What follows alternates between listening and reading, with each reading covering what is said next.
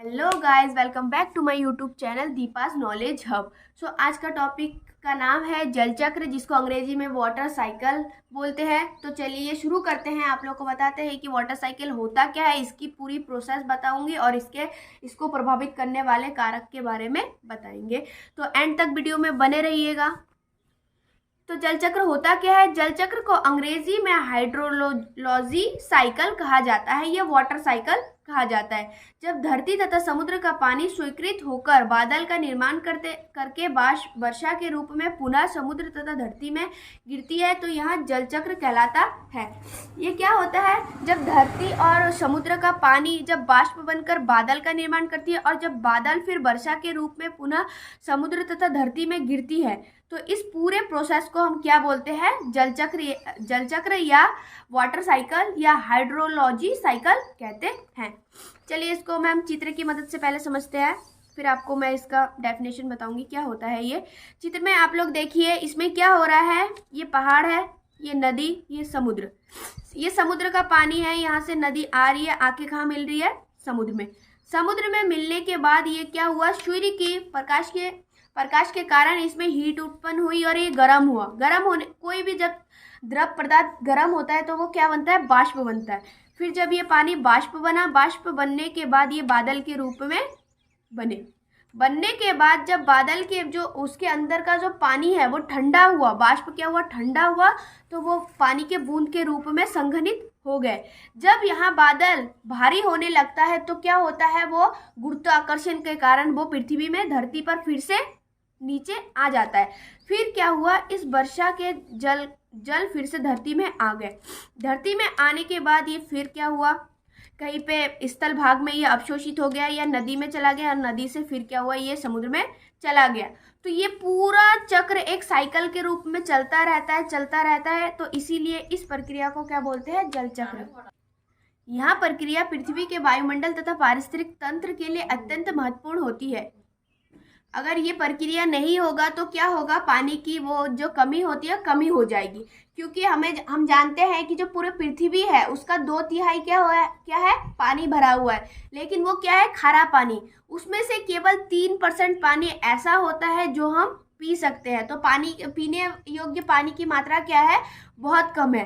तो जब ये बाष्प बन के ऊपर जाता है, फिर वर्षा के रूप में आता है, तो उस पानी को हम क्या कर सकते हैं? पी सकते हैं, पेड़ पौधे ले सकते हैं, सभी जीव जंतु ले सकते हैं।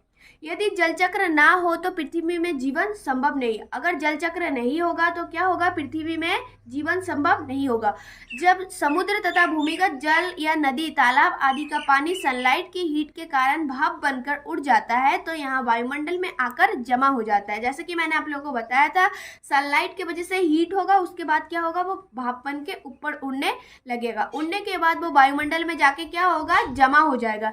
यहाँ भाप वायुमंडल के दबाव के वजह से आपस में जुड़ने लगते हैं, तो पानी की छोटी छोटी बूंदें बनना चालू हो जाती है। जब वो बाष्प क्या होगा? ठंडा होगा, तो धीरे धीरे क्या बनेगा? बूंद के रूप में बनेगा। इसके बाद जब यहाँ छोटी छोटी बूंदें वायुमंडल के दबाव को सहन नहीं कर पाती है, तो यहाँ पुनः जमीन में गिरने लगती है। इस तरह से जल चक्र का निर्माण होता है। इसी जल को मनुष्य तथा पेड़ पौधे ग्रहण करते हैं। और जब उनके बीच में ज्यादा घनत्व बढ़ जाता है तो क्या करते हैं? वो सहन नहीं कर पाते हैं, तो गुरुत्वाकर्षण के कारण वो क्या करते हैं? नीचे गिरने लग जाते हैं। जब वो पानी नीचे गिरने आ जाता है तो नदी में चला जाता है, या फिर धरातल में, मिट्टी में अवशोषित हो जाता है। जो मिट्टी में अवशोषित पानी होता है, हम उसी पानी को क्या करते हैं? बाद में नल के मदद से वो ऊपर आता है और हम उसको पीते हैं। इसके बाद क्या है?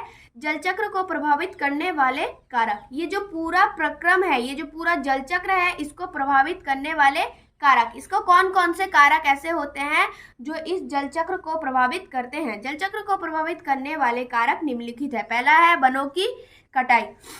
मनुष्य क्या कर रहा है? अपने लाभ के लिए वनों को काटे जा रहा है, जिस वजह से क्या हो रही है? जो वर्षा है वो क्या हो रही है? घटती जा रही है। वर्षा का जो दर है वो क्या हो रहा है? घटता जा रहा है। वर्षा दर अगर घटेगा तो वो पानी फिर से हम धरती पे नहीं आएगी, और उस पानी को हम नहीं पी सकते। जब तक बारिश का पानी धरती पर नहीं आएगा, हमें पानी की कमी हो जाएगी। इसके बाद है जनसंख्या। जनसंख्या क्या करती है? जितनी ज़्यादा जनसंख्या होगी, पानी की कमी भी उतनी ज़्यादा होगी। तो जिस वजह से जनसंख्या ज़्यादा होने के कारण क्या होता है, ये जो वाटर साइकिल है ये क्या होता है, प्रभावित होता है। इसके बाद है औद्योगिकरण। औद्योगिकरण क्या है, बहुत फैक्ट्रियों का निर्माण। फैक्ट्रियाँ बहुत सारे स्थान को क्या कर लेती है, घेर लेती है। उससे क्या होता है, जो पानी होता है वो अवशोषित कम होता है। और दूसरी बात ये है कि उनमें से बहुत सारे केमिकल जो क्या करते हैं, हमारे पानी को, हमारे जो मिट्टी है, मृदा को क्या करते हैं, प्रदूषित कर देते हैं, जो एक कारण है जल प्रक्रम को प्रभावित करते हैं। उसके बाद है उर्वरक। ये जो उर्वरक होते हैं ये क्या करते हैं, जो ये ऊपर धरती की जो सतह है उसको क्या कर देते हैं, ये कठोर कर देते हैं। इससे क्या होता है, जो वर्षा का पानी है वो शोक नहीं कर पाता है, उसको अवशोषित नहीं कर पाता जिस वजह से क्या होता है, जो पानी की खपत है वो कम हो जाती है। आई होप आप लोगों को आज का वीडियो अच्छा लगा होगा, समझ में आया होगा। अगर अच्छा लगा हो तो लाइक शेयर कर देना और मेरे चैनल को सब्सक्राइब कर देना, और ऐसे वीडियोस के लिए मेरे साथ बने रहिएगा। Thank you so much.